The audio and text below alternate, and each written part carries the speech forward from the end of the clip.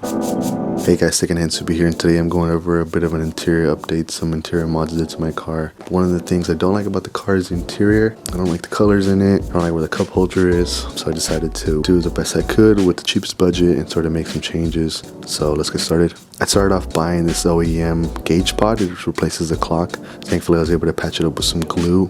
I also bought this metal triple 52mm gauge face because I'm going to be replacing the OEM gauges that came with the gauge pod. These gauges were just too small. Thankfully I was able to find this used gauge pack, these Pro Sport 52mm gauges. I got boost, oil pressure, and water temperature. And then what I did was splice together the new gauges with the OEM wiring harness, that way to be plug and play. And here's my first test of the gauges. You can tell the boost gauge, which is on the far left, is mechanical, so it doesn't sweep, and then the other two electric, so they do sweep. Doing this, I realized that the water temp gauge is actually green. I didn't really want the water gauge to begin with, so it wasn't too much of a bummer. The gauges are also pretty scratched, so I ended up using some polish on them later. Next, it was time to cut the gauge pod so that I would be able to fit the gauges in there. I was pretty nervous about this because I didn't want to ruin it, and I wanted the line to be as straight as possible, so I took my time. After that, I used some filler to fill in the cracks I had patched up, and then I primed the heck out of it. I wanted to keep some texture, but I also don't want to see any of the cracks. Here I am using some plastic polish on the lenses. This took a lot of time, but in the end it looked way better than before. Then I bought the top AC vent off an 05 or 06 WRX. This one doesn't have the cup holder there, and I decided to wrap all the interior in this black semi-matte vinyl. I got it from Metro Restyling. That are on eBay. They're great. They have a good selection.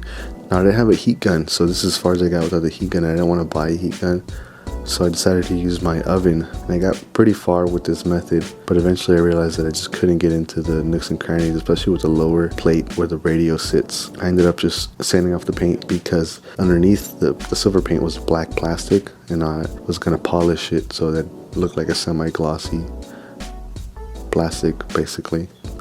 Started off with this black aluminum shift knob, then I cut off the lip at the bottom and I sanded it down to the bare metal. I bought this wooden broom handle and I chopped it up to length, and I also bought the shift extension. First thing I had to do was hollow out the broom handle to make the shift extender fit.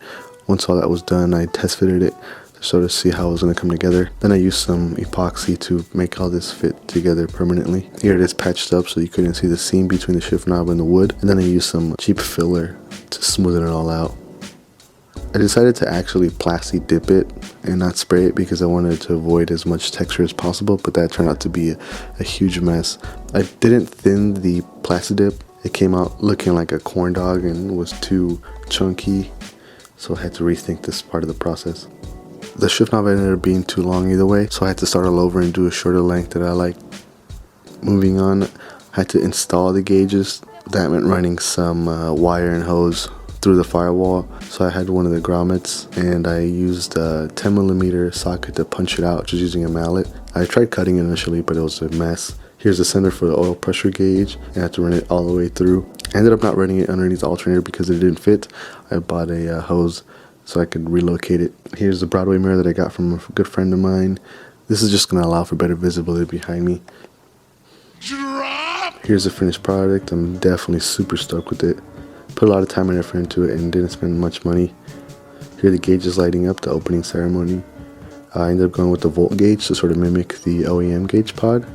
This is a last minute addition. It's a Kenwood DDX 373 BT, I believe, or maybe it's a 372 BT. I'm not quite sure, but I got it for eBay for about $100, and it's pretty sweet.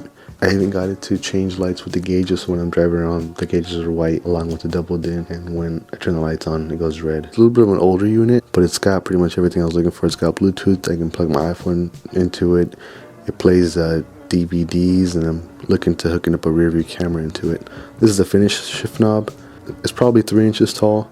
I ended up just spraying it with plasti dip. There's not much texture to it, which I'm happy with. I ended up plasti dipping the trim as well. I tried trim paint, but it just wasn't what I was looking for. Then I realized that some texture was probably gonna look okay, so I plasti dipped the 4 interior trim pieces and they look great. So far it's holding up as well, so I'm pretty happy on these. And here's the Broadway mirror all installed. I love the visibility this thing gives me. So that's it for part 1, guys. I'm looking to do a couple other things to the interior. I want to paint the trim on the gauges and then switch all the interior lights to red. So stay tuned. Thanks for watching. Don't forget to subscribe. See you later.